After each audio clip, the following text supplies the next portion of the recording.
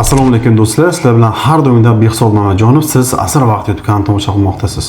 2025-yilda kimki shu xatoni qilgan bo'lsa, patent ola olmaydi video chiqaramiz, lekin ba'zi bir insonlar shu videoni ko'rib ham tushunmasdan bizga aloqaga chiqadi. Hozir shulardan bittasi menga telefon qilgan. Men hozir o'sha odamga telefon qilaman va ves razgovorni zapis qilamiz va shu odamga javob beramiz. Shu maqsadda sizlarga ham misol bitta odamga javob bergandan ko'ra shuni zapis qilib boshqalarga ham qo'yib bersak, hamma bir xil o'sha xatoni tushunadi degan maqsadda shu videolar qilinibdi.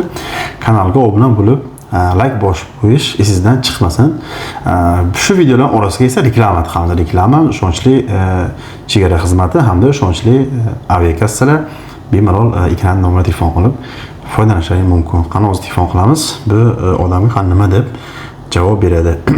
Moskva va oblastdan Grensiya chiqmoqchi bo'lsalaring, Orifjon akaga murojaat qila olasizlar. Mana komfort mashinalar odamlar jo'nab ketishyapti. Sizlar ham sog' salomat xudo qolsa borib kelasizlar. Ekranda nomerlarga bemalol telefon qilishingiz mumkin. Alo. Alo. Aka. Siz menga telefon qildingiz, Mama Rahimov, to'g'rimi? Ha. Tak, vaqtingiz bormi hozir? Ha, bor.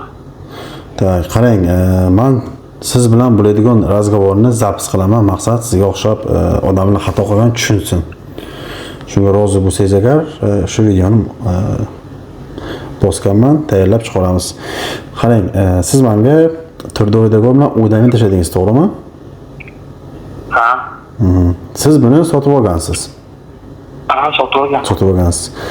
Men sizga aytdimki, sotib olgan Turdoydagi o'rni siz через telefon jo'natdingizmi? Samarqand haddingiz. Qani o'sha danni jo'natganingiz?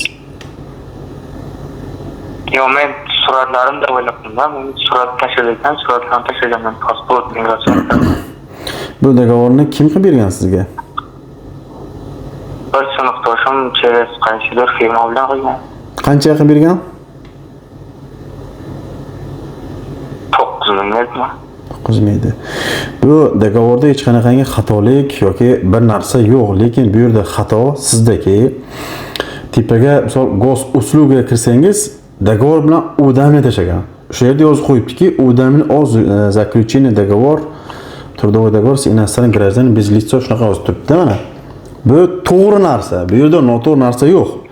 Lekin o'sha dokument qilib bergan odamning xatosi shundaki, siz Turdoy dogovor olganingizdan keyin обязательно buni ishxona beradimi, sotib olasizmi?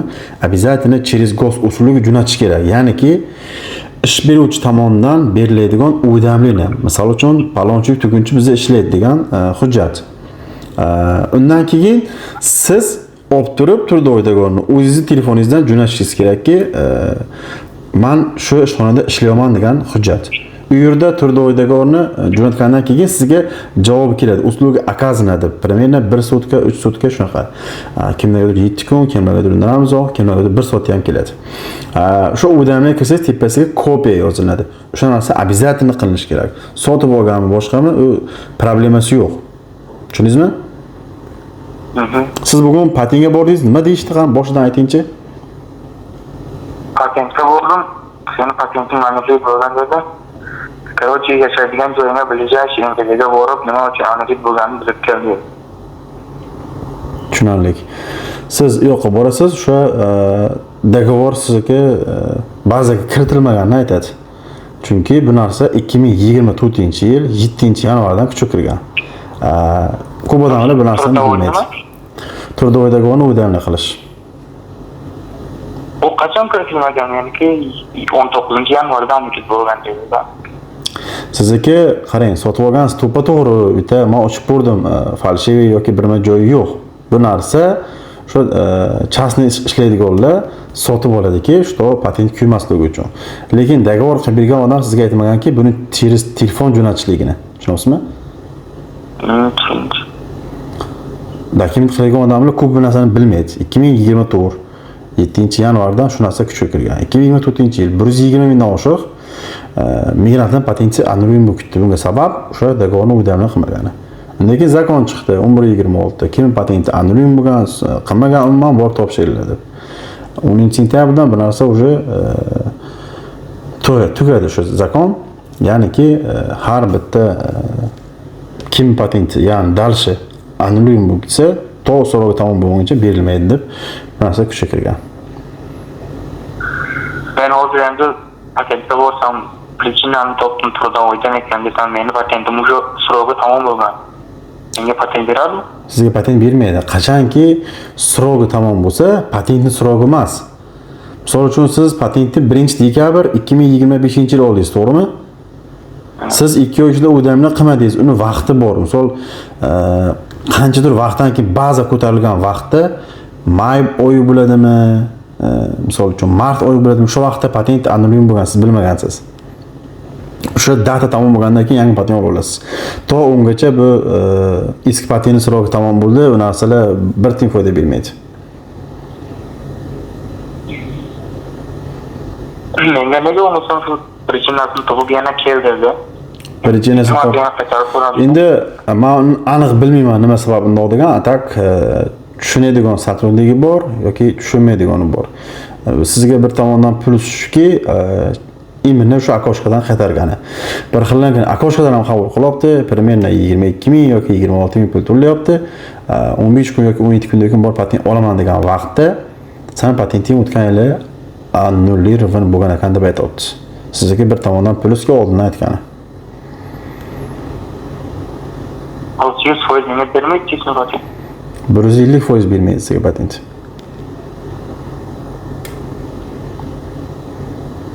Siz bitta yo'li patent tekshirib ko'rasiz. Через Госуслуги, через Yandex, yana boshqa yo'llari bilan patentni qachon annullирован bo'lgan datasi tamom bo'lsa, o'shandan keyin kelib topshirasiz, tamom. Ungacha kimdir ochib beraman, qilib beraman degan va hammasi aldaydi mashinik.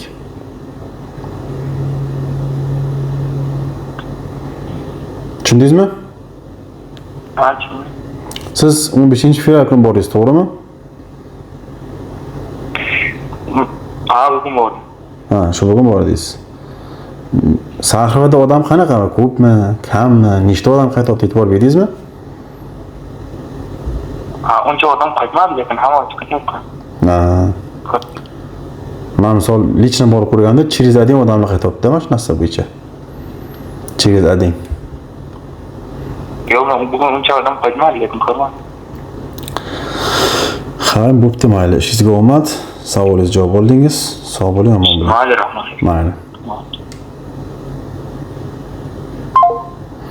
Aka ukalar, xullas mana shunday gap. Bu video уже adashmasam bir 4-video bo'lsa kerak mana shu masala bo'yicha. O'sha har bitta odam patentni olgandan keyin turdoyda bor odamni ishxonadanmi, sotib oladimi farqi yo'q. Buni обязательно qilish kerak.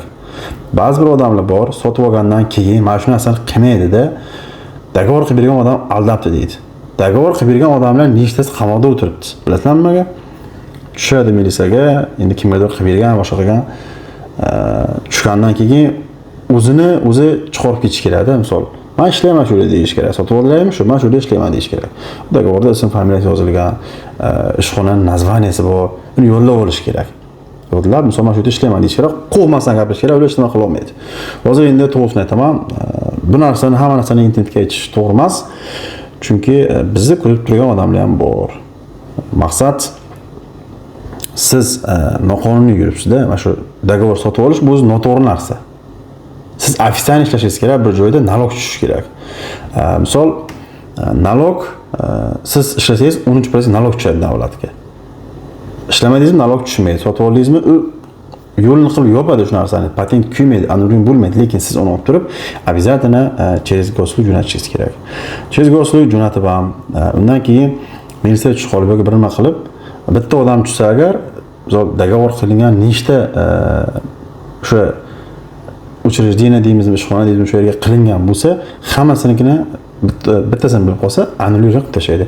Ana qilgan odam ishlasa agar, qamab boshini og'ritib qo'yadi. Shuning hisobiga dogovor masalasi ehtiyot bo'lib, hozir как registratsiya tamom bo'ldi, lekin registratsiya o'rniga tushib qolibdi.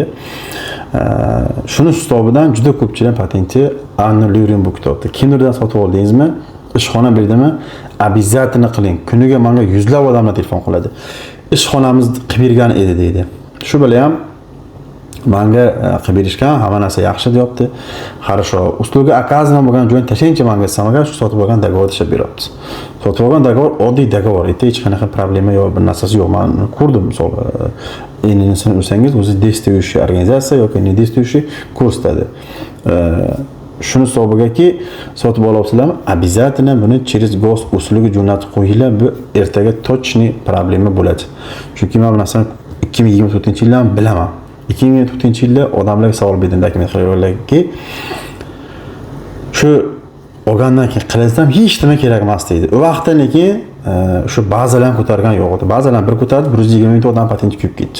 2024-yil, 2025-yil 60 ming odam patenti kuyib ketdi. Mana shu orqasidan. 2025-yil tamom bo'ldi, mana 2026 odamlar kelyapti.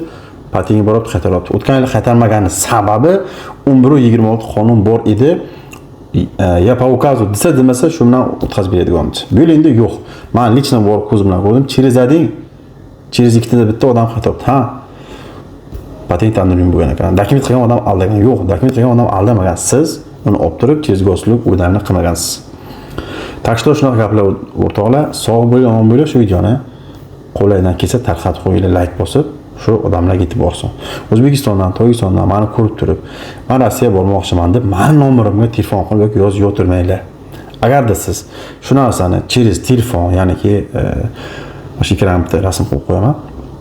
Uslug akazini qilib jo'natmadingizmi, Rossiyaga kelib o'tirmang. Men nomerimga telefon qilib, aka meni shunaqa bo'ldi deb aytib o'tirmang. Chunki bir tiyin foydasi yo'q, men sizga yordam bera olmayman bu holatda. Men sizga yordam bera olmayman. Qanaqa? Patent olgandan keyin rovna 2 ta turdoydor o'dani qilib olinglar.